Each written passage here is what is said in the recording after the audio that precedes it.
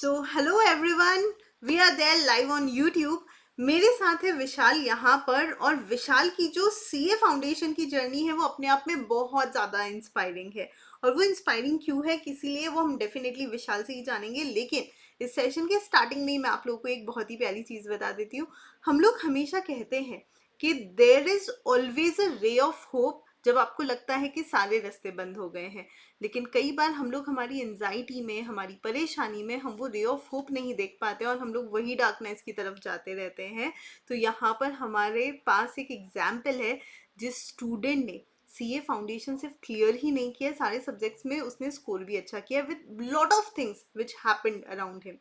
तो अब वो सारी चीज़ें हम लोग विशाल से पूछेंगे एक एक करके। सो विशाल, अब मैं आपसे कुछ पिन पॉइंट क्वेश्चन पूछने वाली हूँ यहाँ पर, जिसको मैं चाहती हूँ कि आप एकदम आराम से डिटेल में आंसर दीजिए, सो दैट जो भी आपके जूनियर्स ये सेशन देख रहे हैं उनको आपसे बहुत ज़्यादा हेल्प मिले। ओके। जी मैम। सो जी। विशाल, सबसे यस पहले आप मुझे बताइए, आप कहाँ से हो? मैम, मैं मध्य प्रदेश वाराणसी से। क्या बात है। एंड आपका मीडियम क्या रहा है हमेशा? इंग्लिश रहा है, हिंदी रहा है? Ma'am English medium, English medium. English medium रहा है। And have you ever faced any problem कि भाई मेरे को लिखने में दिक्कत आ रही है, मेरे को ये प्रॉब्लम आ रही है, मेरे को समझने में प्रॉब्लम आ रही है किसी भी सब्जेक्ट में? मैम बस थोड़ा लॉ में स्टार्टिंग स्टार्टिंग में रहा, फिर उसके बाद जैसे राइटिंग प्रैक्टिस अपन ने की है, उसके बाद अब लॉ में भी हाथ सेट हो गया था। तो दोस्तों, ध्यान से सुन लो, राइटिंग प्रैक्टिस इंपॉर्टेंट है। एंड ट्रस्ट मी, ये वाली चीज़ मेरी और विशाल की पहले बात नहीं हुई थी, बट सी इट हैपेंड। जो हम लोग बोलते हैं वो प्रैक्टिकली उन लोगों को हेल्प करता है। खैर विशाल, मैं चाहती हूँ आप अपनी सीए फाउंडेशन की ना जर्नी हमें थोड़ा सा ब्रीफ में बताइए कि आपने सीए स्टार्ट कब किया था, कौन से ईयर, कौन सा पहला अटेम्प्ट था, एंड देन व्हाट हैपेंड, खुद को कैसे मोटिवेटेड रखा जब अटेम्प्ट लगा तब। जस्ट थोड़ा जी सा बताओ कि आपके सारे जूनियर्स आपकी जर्नी से कुछ सीखे। Over to you. मैम, मैंने सीए फाउंडेशन दिसंबर 23 में दिया था, जिस टाइम पे हमारा आखिरी ओल्ड सिलेबस का था। तो उस टाइम पे कहीं ना कहीं मेरे को लग रहा था कि निकल जाना चाहिए अटेम्प्ट, क्योंकि आगे हमारा सिलेबस चेंज होगा, तो उसमें आखिर बहुत ज्यादा और टफ होने वाला था जैसे। तो मैंने काफी उसमें भी कोशिश किया, पर मेरा एग्रीगेट 190 मतलब एग्रीगेट से 10 मार्क्स से रह गया, बाकी ओवरऑल और सब्जेक्ट में मैं पास हो गया था। फिर मेरे को कहीं ना कहीं ऐसे लगा कि एक बार और देना चाहिए। जितने चेंजेस हैं उनके मैंने क्लासेस वगैरह यूट्यूब से ही देखा। उसके बाद पर मेरा जून में कहीं ना कहीं मैंने सेल्फ प्रैक्टिस नहीं किया था, तो मेरा ना एग्रीगेट तो बना ही नहीं, और मैं सब्जेक्ट वाइज भी पास नहीं हुआ उसमें। फिर सितंबर अटेम्प्ट में मेरे को सिर्फ एक महीना था, तो मैंने उसमें इतनी self practice, self writing, self practice सब कुछ किया, जिससे मेरा सितंबर अटेम्प्ट एक पास हो गया मैं उसमें। और काफी अच्छा रिजल्ट आया जून अटेम्प्ट से। एक महीने में मैंने काफी अच्छी सेल्फ राइटिंग वगैरह किया, तो हो गया। तो वो सारे बच्चे जो जनवरी में एग्जाम देने वाले हो, बेटा बहुत ध्यान से सुनो ये बात। इनका सबसे पहली चीज़ है ओल्ड सिलेबस से न्यू सिलेबस में कन्वर्शन। लॉ में तो मेजर चेंज था, है ना? मतलब कहाँ मैम बहुत। बीसीआर को छोड़कर वो एकदम पूरा 40 मार्क्स का लॉ अब एक्स्ट्रा पढ़ना, तो मेजर चेंज लॉ में था। उसके अलावा सारे सब्जेक्ट में कुछ ना कुछ एडिशन थे। Accounts is again an example of change. वो सब कुछ यस मैम। इसने समझा, खुद से करने की कोशिश की। एंड अभी जब हम लोग सेशन के पहले बात कर रहे थे तो ही एडमिटेड कि मैम ना जून में उतना नहीं कर पाया था मैं, तो कहीं ना कहीं ही वॉज जी मेंटली प्रिपेयर्ड ऑल्सो कि यार गड़बड़ हुई है। लेकिन आप ये सोचो, सिर्फ एक महीना, बिकॉज रिजल्ट काफ़ी लेट आया था जून का, मतलब वैसे देखा जाए तो ऐसा ने जल्दी मैम निकाल बहुत। दिया था, लेकिन कंपेरेटिवली सितंबर के अंदर समय बहुत कम था इन बच्चों के पास। तो उस समय हम भी बहुत वरिड थे कि जो बच्चे वापस एग्जाम देंगे ना उनका कैसे हो पाएगा इतने कम टाइम में। But see he managed and he did it. 190 was a good score, ऐसा लग रहा था ये ऑलमोस्ट पास ही था। मतलब एग्रीगेट से रहना, यार सबको पता है क्या दर्द होता है वो। एंड देन जून में उससे कम स्कोर लाना, लेकिन फिर बाउंस बैक करना। Okay. And trust me Vishal, I really really appreciate this कि कुछ लोग होते हैं ना जो सिर्फ दुखी होकर रह जाते हैं, हमसे नहीं हो रहा है, हमसे नहीं हो रहा है। उसकी जगह you actually put in your efforts and you created such a nice story for all the learners. तो बेटा एक चीज़ ध्यान रखना, अगर मेहनत करने की तुम में ताकत है तो you can be next Vishal sitting with us. And अब इंटर जल्दी शुरू कर सकते हो। विशाल, कुछ ऐसे टिप्स जो आप अपने जूनियर्स को देना चाहते हो कि यार ये तो करना ही चाहिए तुम लोगों को हर सब्जेक्ट के अंदर, so that you can score. हम जैसे लॉ में तो राइटिंग प्रैक्टिस करना ही करना है, और डेली के एमसीक्यू कम से कम आप सॉल्व करो जितने ज्यादा कर सकते हो। मैथ्स में हो, इकोनॉमिक्स में हो, और अकाउंट में भी आप क्वेश्चन आंसर 2-3 एक दिन में अगर सॉल्व कर पाओगे तो अच्छा रहेगा आपके लिए, पास होने में आसानी रहेगी।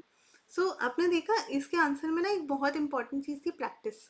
अब चाहे लॉ में राइटिंग प्रैक्टिस के नाम से प्रैक्टिस कह दो, अकाउंट्स में क्वेश्चन सॉल्व करने के नाम पे प्रैक्टिस कह दो, या एमसीक्यू सॉल्व करने की प्रैक्टिस कह दो, बेटा लिखकर प्रैक्टिस करना ही पड़ेगा।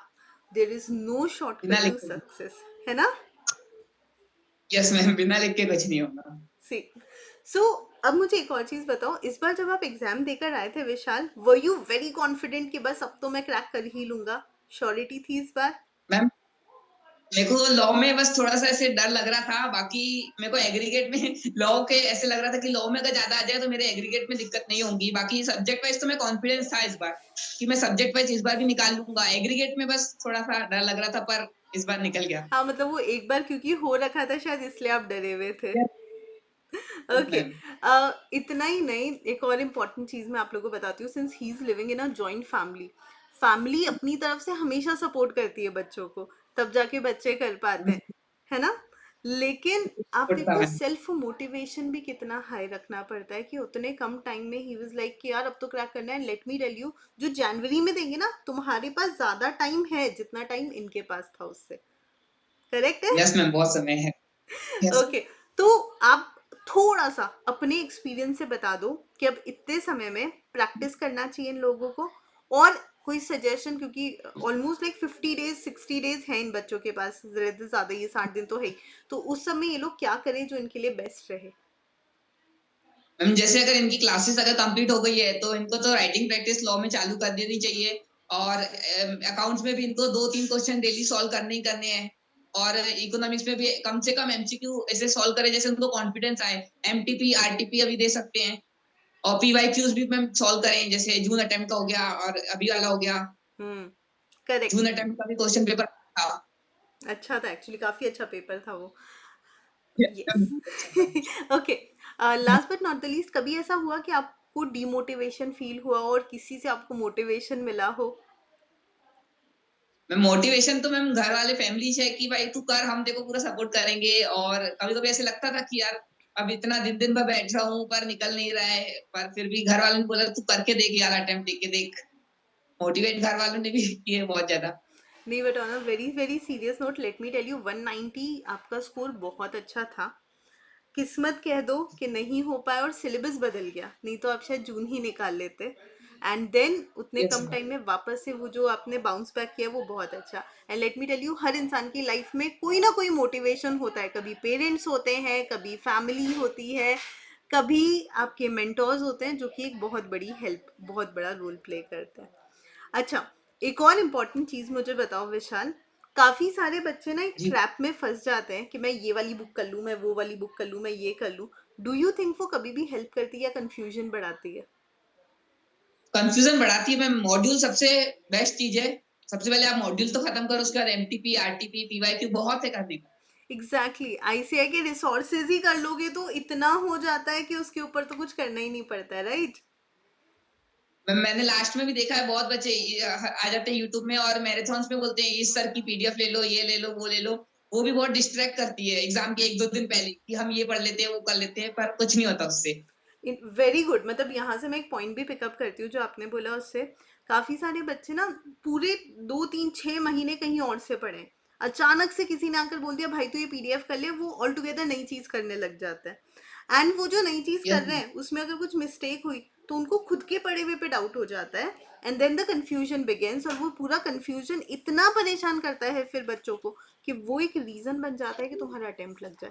तो ऑल इन ऑल कुछ नया मत करो, सबसे पहली चीज़ जो कर रहे हो उस पर भरोसा रखो।